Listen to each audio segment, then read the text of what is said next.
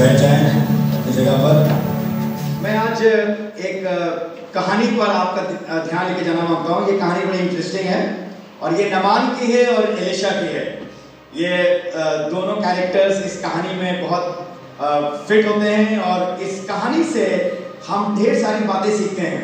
सो आज हम कुछ उन ढेर सारी बातों में से कुछ बातें निकालेंगे और उस पर चर्चा करेंगे और आपका ध्यान लेके जाना मांगेंगे ताकि आप भी उन बातों से कुछ सीखें और आत्मिक उन्नति कर सकें। दूसरा राजा उसका 5वां अध्याय उसकी 1 से लेके आगे तक अगर आप पढ़ेंगे तो आपको पता चलेगा कि नामान कौन है। और एलिशा तो आप जानते ही हैं, खुदा का खादिम है, परमेश्वर का सेवक है, भविष्यवक्ता है, great profit and a great man of God. पर नामान के बारे में थोड़ा स्टडी करेंगे। नामान एक अन्य जाति है और इस आराम की सेना का हेड है, कमांडर है, सेनापति है और इसके जरिए से इजरायलियों को पराजय मिली है और इजरायली हारे हैं, लड़ाई में हारे क्योंकि उनके अपने गुनाह, अपनी मूर्ति पूजा और अपने विचार की वजह से।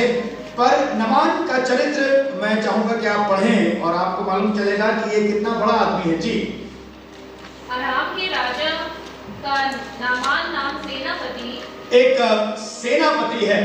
जी, नंबर 1 सेनापति है। अपने स्वामी की दृष्टि में बड़ा और प्रतिष्ठित पुरुष था। अपने स्वामी की दृष्टि में बड़ा आदमी था। ना सिर्फ बड़ा आदमी था पर प्रतिष्ठित था। He was a famous man, a great man। सेनापति है, बड़ा प्रतिष्ठित है। सेनापति का मतलब उसको तीर, तलवार, भाला चलाना, उसको पूरा कमांड, अपने ट्रूप्स पर, अपनी सेना पर पूरा कमांड उसको आता है। उसके अंडर में ढेर सारे सोल्जर्स हैं, सिपाही हैं, आर्टिलरी है, वेपन्स हैं। He is a skilled man, professional आदमी है, छोटा मोटा आदमी नहीं है, वो बड़ा आदमी है। आगे बढ़े, क्या लिखा हुआ? क्योंकि यहोवा ने उसके द्वारा हाँ जी, अरामियों को विजय किया था और ये शूरवीर था और लिखा है वो जबरदस्त सूरमा था। He was a mighty warrior। लड़ाई में अगर निकल जाए तो 20-25 लोगों को तो ऐसे ही मार देगा। भाला वाला चलाने में, तलवार चलाने में, अपने आप को बचाने में, घोड़े पर बिना घोड़े के, अगर घोड़ा मर गया किस कारण तो वो उतर के लड़ लेगा। उसको पता है, पूरा आर्मर पहने है, प्रतिष्ठित, महान, अपने स्वामी की निगाह में बड़ा आदमी है और वॉरियर है, ग्रेट मैन। आप इससे जब मिलेंगे तो इसका इंट्रोडक्शन ही बहुत लंबा होगा और जब आप इससे मुलाकात करेंगे तो ये बड़ा बहादुर आदमी आपको दिखाई देगा। और जब आप इसका इंटरव्यू लेंगे तो ये आपको बता देगा कि लड़ाई में कैसे लड़ते हैं, how to fight a war. इसने किताबें लिखी हैं, इसने रिसर्च मारा है और इसने बड़ी बड़ी सेनाओं पर विजय प्राप्त करी है। सीरियंस, आराम मतलब सीरिया के लोग सीरियंस, उनके बारे में कहा जाता है कि वो इतने टेरिबल, इतने खौफनाक लोग थे कि वो जब किसी देश को कॉन्कर करने जाते थे तो उस देश के 2-4 लोगों को किसी तरीके से पकड़ के उनकी खाल उतार के उस देश की शहरपनाह में लगा देते थे। सिर्फ एक पब्लिसिटी, हॉरर, कि उस देश का कोई आदमी निकले तो कह रहे ये तो मामू की खाल है, तो चाचा की खाल है, आरामी आ गए और अटैक करेंगे। बड़े बहादुर लोग थे और इनका सेनापति भी नामान बहुत जबरदस्त था। और जैसे इसका नाम है ना नामान, वैसे इसकी कुछ हरकतें भी थी। और अगर आप पढ़ते जाएं तो इसमें इसी आयत में एक शब्द का प्रयोग किया गया है, उसके वसीले से अराम को फतेह बख्शी थी और जबरदस्त सूरमा था, लेकिन कोढ़ी था। ये जो लेकिन वर्ड है ये हमारी जिंदगियों में अक्सर करके पाया जाता है। और आज आपकी जिंदगी में अगर कोई लेकिन शब्द है तो आप उसको आज रेक्टिफाई करें खुदा के रूह से और रबड़ लेके पवित्र आत्मा का उस लेकिन को मिटा रहे। जैसे ऐसे बहुत सी वीकनेसेस हैं, ऐसी बहुत सी कमजोरियां हमारे अंदर पाई जाती हैं जो हमें कम कर देती हैं, हमें हलीम कर देती हैं। ऐसी बहुत सी बुराइयां हमारे अंदर पाई जाती हैं जो हमको नीचा दिखाती हैं या हम कमजोर हो जाते हैं या अपनी आंखें नीचे कर लेते हैं, हमारा घमंड खत्म हो जाता है। इतना बड़ा आदमी और हम में से बहुत से लोग कहीं कहीं अपने ऑफिस में, अपने घरों में, अपनी जगहों पर कुछ बड़े होंगे, प्रतिष्ठित होंगे, महान होंगे, शूरवीर होंगे, कुछ किताबें लिखी होंगी, अच्छे कपड़े पहनते होंगे, अच्छी सर्टिफिकेट्स होंगे, डिग्रीज होंगे, और आपके आगे एक आदमी तुरई बजाता होगा, बाम बाम मुलाहिजा, होशियार, शहंशाह, फलाना फलाना घर में पधार रहे हैं, और आप अपने आप को जब कार चलाते होंगे आप अपने आप को बड़ा प्रतिष्ठित समझते होंगे। ये मैंने पढ़ा, मैं पढ़ लिख के देखिए मैं इतना बड़ा आदमी हो गया हूँ, मैंने ये वाला काम किया है और मैं इतना हूँ, मैं इतना हूँ। पर हर एक शख्स की जिंदगी में, आप जो नीचे बैठे हैं, मैं जो यहाँ खड़ा हूँ, मुझे मिला कि एक लेकिन शब्द जरूर। गिदोन जज था, बड़ा आदमी था, उसके सामने ढेरों लोग न्याय करने आते होंगे, उससे पूछने आते होंगे, लेकिन डरपोक था। शमसून एक बहुत बहादुर आदमी, शेर को फाड़ दिया उसने, मार डाला 1000 फलिस्तियों को, कोई परवाह नहीं थी उसको, गले के जबड़े की हड्डी से मार दिया। बहुत बहादुर आदमी था, लेकिन औरत पास था। जहां उसने लड़की, जहां देखी हरी मां बिछाई दरी, जहां देखी उसने लड़की बस पीछे पीछे चल लिया। जहां उसने खूबसूरत औरत देखी, अपने माँ बाप के घर में गया, कहने उसी से शादी करूंगा, उसी से शादी करूंगा, और औरत ही उसके नाश का कारण बनी। ये बड़े महान पतरस खुदा को इतना, यीशु को इतना प्यार करता था, वो इतना प्यार करता था कि मर जाऊंगा तेरे लिए, तेरे पीछे हो लिया हूं अब। पर उस एन मौके पे उसने उसका इनकार कर दिया। सो हमारी जिंदगी में भी बट होता है, हमारी जिंदगी में भी लेकिन होता है, और आज आप अपने लेकिन को और मैं अपने लेकिन को ठीक करें। आप प्रतिष्ठित होंगे, आप महान होंगे, आप जज होंगे, आप शमसून की तरह बहादुर होंगे, आपको अपने अपने अपने क्वालिफिकेशन पे बड़ा घमंड होगा, आप बहुत स्मार्ट होंगे, बहुत हैंडसम होंगे, बहुत खूबसूरत होंगे, बहुत पढ़े लिखे होंगे, लेकिन सो ये जो लेकिन है, आज अपनी डायरी में जब आप घर जाएं, यहाँ भी बैठे हो, तो अपना लेकिन पहले तो लिखें कितने महान हैं आप। महान लिखना आसान होता है ना, मैं दुनिया का सबसे अच्छा खनसामा हूँ, मेरे से अच्छी बिरयानी कोई बना नहीं सकता, मैं तो बिरयानी देख लेता हूँ तो बन जाती है। दुनिया से सबसे अच्छे कपड़े मैं पहनता हूँ, सबसे ज्यादा चर्च में अगर कोई पढ़ा लिखा है तो मैं हूँ, सबसे ज्यादा टेक्नोलॉजी अगर कोई जानता है पूरी दुनिया में तो मैं जानता हूँ, कंप्यूटर तो मैं हाथ ही नहीं रखता हूँ, वो अपने आप टाइप कर देता है, कार मैं जीनियस हूँ कार में। लेकिन सो आज लेकिन लिखिए, लेकिन हो सकता है कि आप, लेकिन में बहुत चीजें आ सकती हैं, आप कमजोर हो, आप डरपोक हो, आप घबरा जाते हो, आप नर्वस हो जाते हो, आप अपने ऑफिस में बहुत सम्मानित हो, पर जब आप घर घुसते हो, तो एक घर में लड़ाई चल जाती हो,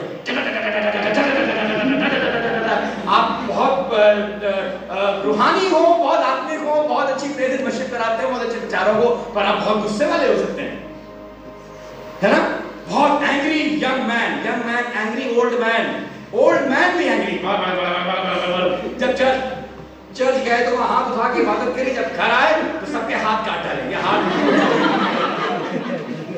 बहुत गुस्सा। आप गिटार बजाते हो, आप ड्रम बजाते हो, आप चर्च में बिल्कुल फरिश्ते लगते हो, ऐसे और घर जाके आपने सबको रुला दिया। लेकिन सो इस लेकिन पर आज काम करेंगे। इतना बड़ा आदमी, इतना महान आदमी, पर उसके बारे में लिखा है वो कोड़ी था।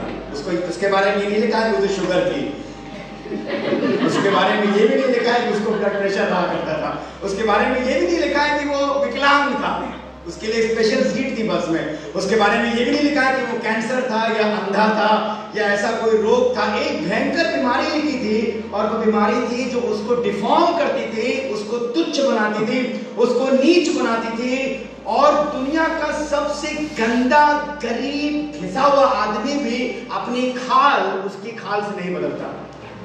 सोचिए उसकी क्या स्टेटस था, क्या कंडीशन था।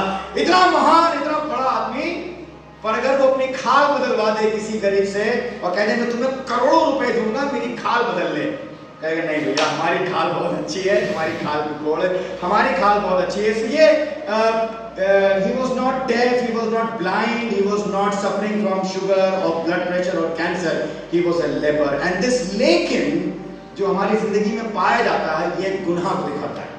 So there are some secret sins, कुछ ऐसे गुनाह हैं जो किसी को नहीं पता है, कोई नहीं जानता है, सिर्फ मुझे अपने अंदर के हिस्से में पता होता है कि मैं ये वाला पाप कर रहा होता हूँ। और कई बार हम उस पाप को कभी खुदा के सामने भी लेके नहीं जाते, क्योंकि हम डरते हैं कि अगर लेके गए तो खुदा हमको हमारे बारे में क्या सोचेगा। पर आप सुनिए, नमान इतना बढ़िया आदमी था, इतना अच्छा आदमी था। सुनिए, जब नमान अपनी बीवी से लड़ता होगा, लड़ाई होती होगी, झगड़ा होता होगा, तो बीवी जब देखती हो कि वो हार रही है, तो वो क्या कहती, कोड़ी हो तुम, बस चले आए बड़ा हमको समझाने, अपने कोड़ का इलाज नहीं कर पा रहे हो, हमें बता रहे हो हमारी बीमारी का इलाज कैसे होगा, है ना। और घर में जब झगड़े होते हैं तो ऐसे झगड़े होते हैं कि हम एक दूसरे को नीचा दिखाने की उनकी कमजोरियां बताते हैं। आज बड़े खड़े होकर गाना गा रहे थे, आवाज तो मुंह से निकल नहीं रही थी तुम्हारे, बस वो आदमी बेचारा नीचे हो गया। फिर उसने राजीव भाई को फोन किया, राजीव भाई जैक लगा के ऊंचा कर लिया। राजीव भाई वहां से ताकत सुन रहे होंगे, ताकत लगा के बंदे को ऊंचा कर रहे हैं कि फिर उस लेवल पे आया। बहुत बढ़िया प्रचार किया, घर पहुंचे थे, ये कोई प्रचार भी नहीं किया। जैसे मीकल दाऊद की पत्नी, इतना बढ़िया दाऊद ने डांस किया और ऊपर चढ़ के अपने घर में बरकत देने जा रहा था, उसकी बीवी ने कहा तू नाच रहे, ऐसे नाच रहे। उसकी कमजोरी बता दी, वो भी ऐसे नाच रहा था पागलों की तरह। कपड़ा वपड़ा तो देख लेते, तुम्हारा कहाँ जा रहा है, कहने आज दीवानों की तरह नाचे। कई बार जब हम खुदा घर में दीवानों की तरह नाचते हैं तो हमारे घर में एक लेकिन होता है, मिसेस लेकिन होती है या मिस्टर लेकिन होते हैं, मिसेस बट या मिस्टर बट, तो सब धो धागे सब बराबर कर देते हैं। पूरा चर्च घर में 10 सेकंड में सब खत्म हो गया, सब खुश बैठ गए। भाई क्या कहेंगे, भाई बात ना फास्टिंग करके बाइबल की आयतें कोट कर करके थोड़ा सा जैक उन्होंने लगाया, उनको कौन जैक लगाएगा? जो सबको जैक लगा के ऊपर उठाता है उनको कौन जैक लगाएगा? पर ये आदमी इतना जबरदस्त, पर कहीं ना कहीं कोई ना कोई गुनाह। The second lesson that we learn, तो दूसरी कहानी हम जो दूसरा हिस्सा इस कहानी का वो ये है कि उसी इजराइल से एक छोटी सी लड़की को बंदी बनाकर, उर्दू बड़ा अच्छा वर्ड लिखा है छोरी, उर्दू में लिखा है छोरी को, छोरी मतलब छोटी सी लड़की, उसको बंदी बना के उसको नमान अपने घर में ले आया और वो घर में नमान की पत्नी का कामकाज करने लगी। अब आप इस लड़की को देखिए, ये छोटी सी लड़की है, ये छोरी है, पर दरअसल है इजराइल की। और इस नौकरानी को ये पता है कि अगर नामान एलिशा के पास चला जाए तो उसका कोढ़ ठीक हो सकता है। हमारे इजराइल की, हमारे खुदा के घर की, खुदा के कौम की छोटी छोटी लड़कियों को पता है कि कोढ़ कैसे ठीक होता है। वो लोग जो अनपढ़ हैं, वो लोग जो नावाकिफ हैं, जिनका कोई वजूद नहीं है, जो जगत के निर्बल हैं, जो नीच हैं और जो हैं भी नहीं, उनको पता है कि कोढ़ का इलाज सिर्फ खुदा के पास है। कोढ़ का इलाज, ये लेकिन का इलाज इजराइल के राजा के पास है, इजराइल के खुदा के पास, इजराइल के यहोवा के पास है। उसने अपनी मालकिन से कहा अगर वो चला जाए तो ठीक हो जाएगा। अब नमान साहब चले, तो जब नमान चले, तो जब नमान पहुंचे तो लिखा है खुदा कलाम में कि जब नमान आया तो नमान खुद एलिशा के पास चल कर आया। नमान कमजोर है, उसको कोढ़ है, बहुत लंबी यात्रा नहीं कर सकता, हालांकि बहुत बहादुर आदमी है, फिर भी उसने एक प्रयास किया, एक एफर्ट किया और उस एफर्ट से वो इजराइल गया।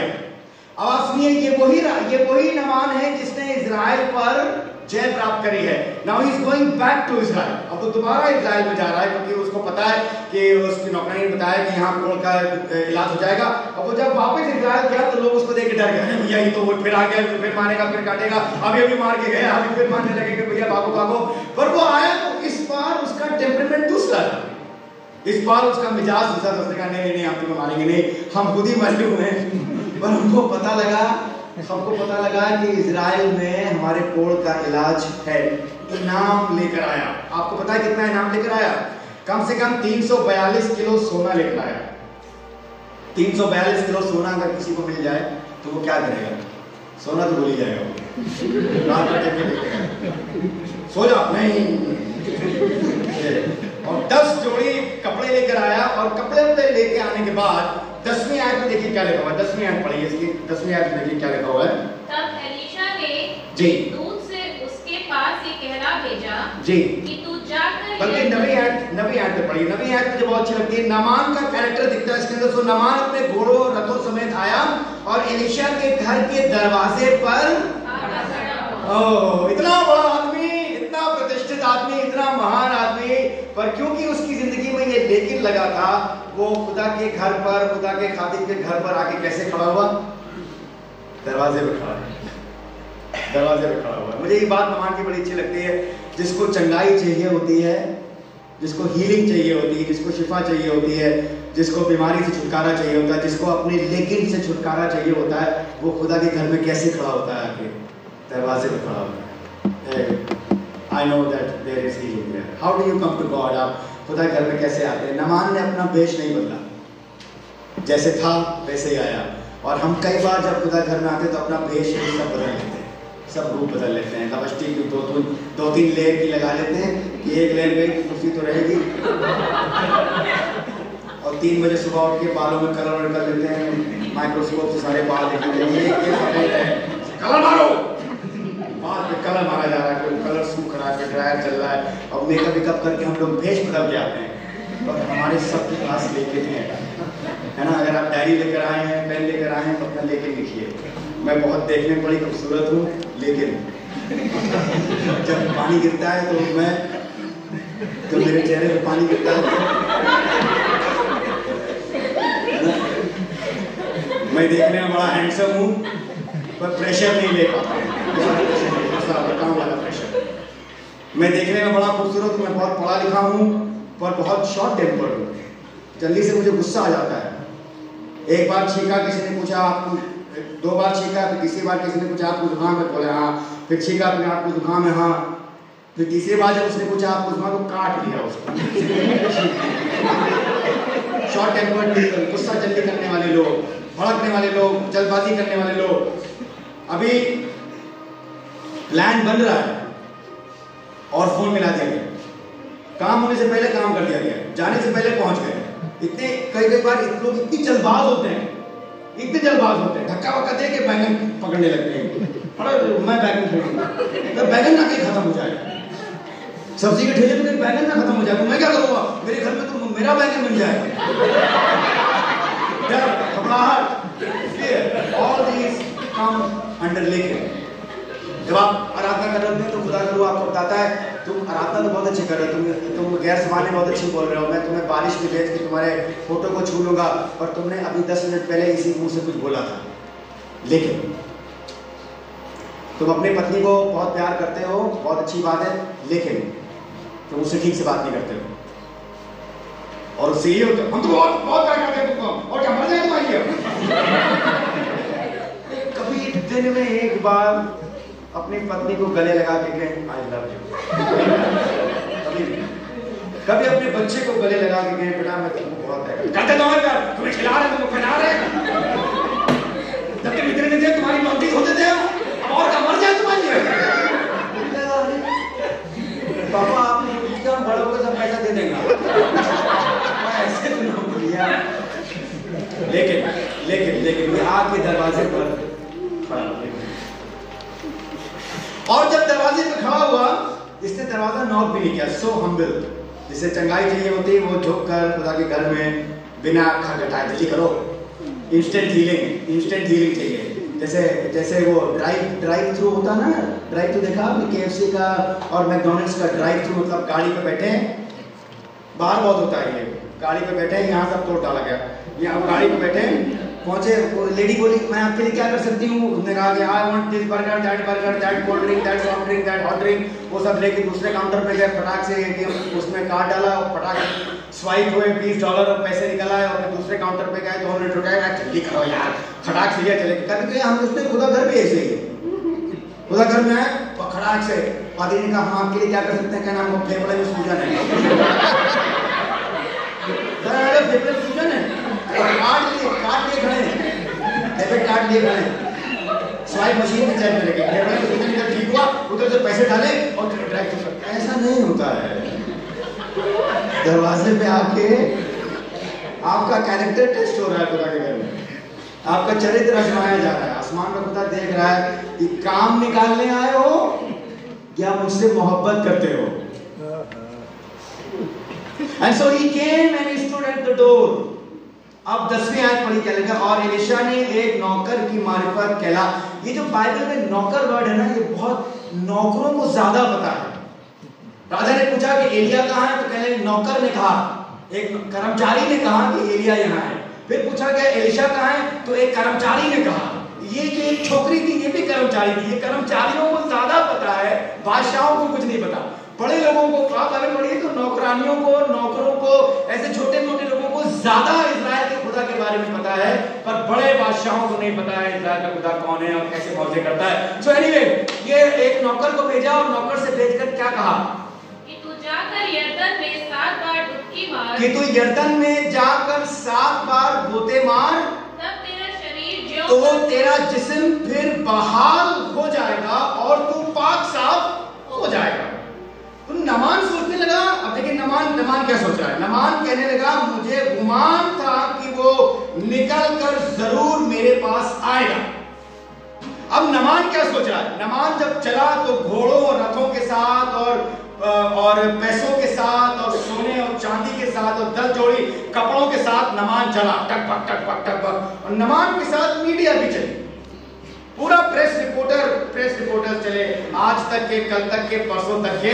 बिकॉज नमान वाज थिंकिंग कि जब एलिशा निकलेगा तो वो कुछ करेगा। क्या करेगा? मेरे पास निकलकर बाहर आएगा, खड़ा होगा, परमेश्वर से प्रार्थना करेगा, कोढ़ के स्थान पर हाथ फेरकर अपने हाथ इधर उधर टहलाएगा, ऐसे अपना हाथ। नमान ये सोच रहा है कि मैं इतना बड़ा आदमी हूँ, भले ही मैं यूं खड़ा हूँ, पर मेरे दिमाग में क्या चल रहा है? मेरे दिमाग में ये चल रहा है कि एलिशा दरवाजा खोलेगा, oh great man has come to my door. और ये बड़ा आदमी नमान ऐसे खड़ा होगा और फिर एलिशा जो है वो पास निकलकर बाहर आएगा, खड़ा होगा, परमेश्वर से ड्रामेटिकली प्रार्थना करेगा और कोढ़ के स्थान पर उसके ऐसे हाथ फेरेगा और अपने हाथ इधर उधर ऐसे हिलाएगा।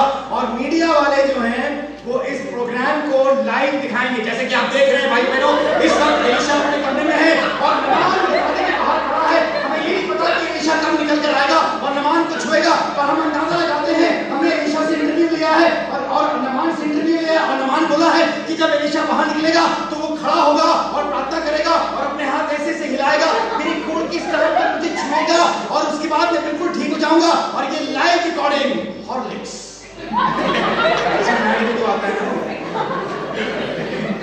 और उधर से तो BBC लंदन वाले जा रहे हैं। As you can see, that Elisha is sitting in his room and Naaman is standing outside, and very soon you're going to see. We don't know what time will Elisha come out and what is Elisha going to do, but Naaman is still waiting. Bonvita. और आप लोग सब खड़े देख रहे हैं, बैठे देख रहे हैं अपने टीवी में, नमान निकला एलिशा निकला। मैं है भी अंदर के नहीं, बाथरूम में तो नहीं बैठा गया, कहाँ चला तो नहीं गया, दूसरी दरवाजे से डर के मारे कि नमान आएगा तो मुझे मार डालेगा, क्योंकि मैं वैसे ही बचा घूम रहा हूँ। इधर का बादशाह मेरी बचा खड़ी करने को है, मुझे मारने को, मैं भाग रहा हूँ। और आप बताओ इंटरेस्टिंगली क्या हुआ, उसने नौकर को भेजा और नौकर को भेजकर कहा कि जाकर उससे कह दे। कभी कभी हम खुदा के खादिमों से ज्यादा एक्सपेक्ट करते हैं कि मैं फोन करूंगा तो खुदा का खादिम 2 बजे रात में मेरे घर आएगा और मेरे घर आके कुछ करेगा, कुछ बोलेगा, ऐसे करेगा, मैं ऐसे खड़ा रहूंगा, जब मेरी आंख खुलेगी तो मेरी बीमारी जाती नहीं।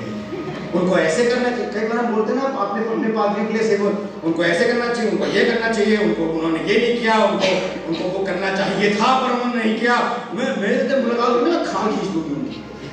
मेरे जब मुलाकात होगी ना, बता दूंगी, डरती नहीं हूँ मैं किसी से, मैं बता दूंगी उनको, मैं कह दूंगी उनसे, मैं कह दूंगा, मैं डरता नहीं हूँ। उनको दहेज देते हैं चर्च में, और डर नहीं है। वो ऐसे खड़ा नहीं हो जाए 10,000 रुपये महीना चर्च में आ रहा है, अब अभी आप बिल्कुल ठीक कह रहे हैं भैया, आप बिल्कुल ठीक कह रहे हैं, आप जो कहें वो सही है। 10,000। एलिशा को कोई परवाह नहीं थी। एलिशा ने नमान से, नौकर से कहा, सुनो बेटा, एलिशा का नौकर कैसे बदला था, गिहाजी तो भाग गया था, पर ये दूसरा नौकर, उसने अपने नौकर से कहा कि जाकर उससे कह दे कि यरदन में 7 बार गोते मार ले तो तेरी खाल ज्यों की त्यों हो जाएगी। द प्लान ऑफ सैल्वेशन, उद्धार का जो प्लान है वो इतना सिंपल है, लेकिन जो हमारी जिंदगी में पाया जाता है उससे निजात पाने का जो सलूशन है वो इतना आसान है। नमान साहब क्या बोले? नमान साहब बोले यरदन रिवर जॉर्डन, यरदन में अरे भाई हमारे देश में 2 नदियां हैं, एक का नाम है अबाना, जहां जाके रोज नहाना, और दूसरी नदी का नाम है परपर। हिंदी में परपर है और उर्दू में फरफर है, पता नहीं क्यों फर और पर में इतना अंतर हुआ, पर ये दोनों नदियां क्या कम हैं? मैं इन दोनों नदियों में जाके नहा लूंगा और मैं ठीक हो जाऊंगा। और गुस्सा हो गया, he was angry. Sometimes when God tells us the solution, जब कई बार खुदा का खादिम हमें सलूशन बताता है इस वाली प्रॉब्लम का, इस वाली दिक्कत का, इस वाले ऐब का, इस वाले गुनाह का जो आपके जीवन में पाया जाता है, इसका ये सलूशन है, तो हम तुरंत एक ऑल्टरनेट सलूशन निकाल लेते हैं, तुरंत एक ऑल्टरनेट सलूशन। ये वाला पादरी, दूसरा वाला पादरी, ये पादरी साहब बहुत टोकते रहते हैं, चेक करते रहते हैं, ये हर वक्त समझाते रहते हैं, बताते रहते हैं, दूसरे चर्च चलो, दूसरे चर्च चलो। वो वाला पादरी अच्छा, वो बोलता ही नहीं कुछ, गूंगा है। ये पादरी बहुत अच्छा, ये वाला चर्च बहुत अच्छा है, आपको अच्छा नहीं, गाना वाना गाया, अपना इबादत खत्म हुई, गेट पे खड़े हुए, गुड नाइट। जमात खड़ी हो जाए, जमात बैठ जाए, जमात लेट जाए, जमात ना आए, जमात आए, चर्च बड़ा अच्छा, यहाँ कोई टीचिंग नहीं होती है, कोई शिक्षा नहीं होती है, यहाँ कोई बात अपना गए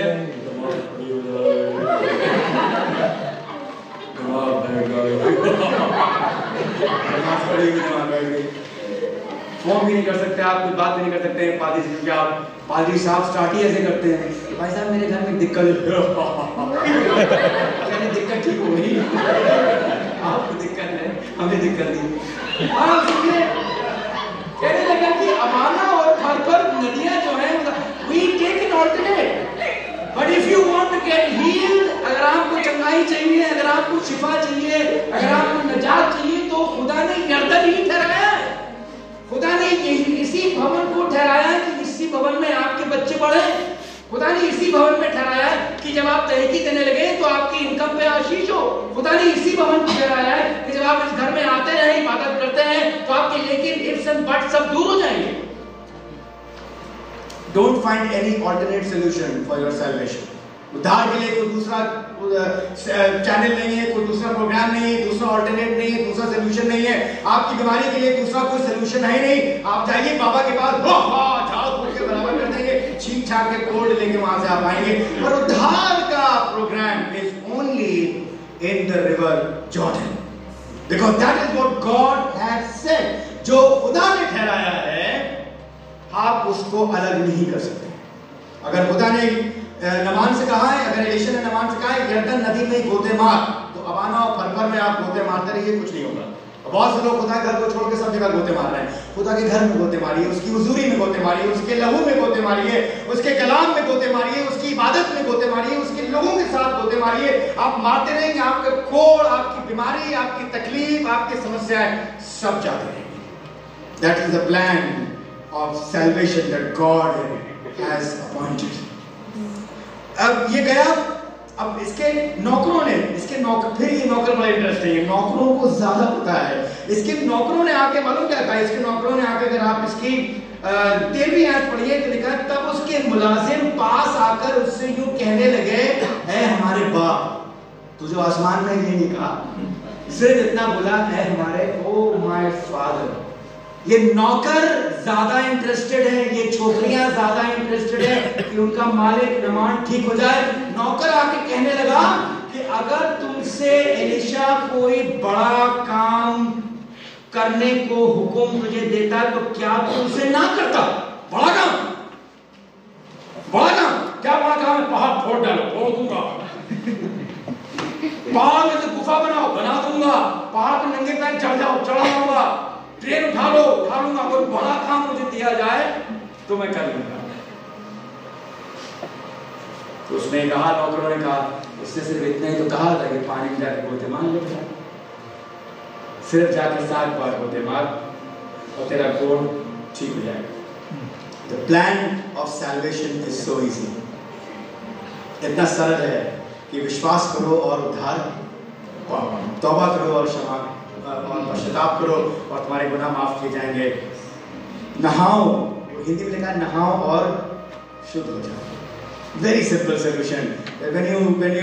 When you come to Jesus, जब आप यीशु के पास आते हैं, दरवाजे पर खड़े होते हैं, उससे कहते हैं खुदा मुझे माफ कर दे, मैंने गुनाह किया है, वो माफ कर देता है। दुनिया को और मनुष्य को ये उसके 250 ग्राम ब्रेन में ये समझना कि उद्धार की प्राप्ति इतनी सरल है, इतना आसान है, वो नहीं समझ पाते। It's very difficult for world to understand that salvation is so simple. Redemption of sins, redemption of buts and lekins and parantus is so simple that when you come to Christ and you tell him, खुदा मैं बड़ा आदमी तो हूँ, ये मैंने किया है, लेकिन ये चीजें मेरे अंदर पाई जाती हैं, मुझे क्षमा कर दे, मुझे माफ कर दे, मुझे उद्धार दे दे, तो दे देता है। 15वीं आयत जब ये नहा के निकला, फिर वो अपने जिलों के सब लोगों समेत मर्द खुदा के पास लौटा और उसके सामने खड़ा हुआ। गवाही सुनिए।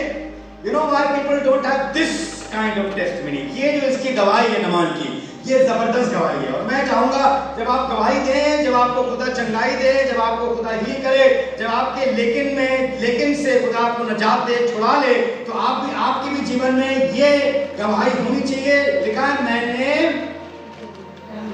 क्या लिखा है? और उसके सामने खड़ा होकर कहने लगा कि देख अब मैंने जान लिया है। आई नो, मेरे बपतिस्मे के बाद, मेरे उद्धार के बाद, मेरी चंगाई के बाद, मेरा कोढ़ जब ठीक हो गया तो मैंने जान लिया। आई नो, मुझे मालूम है।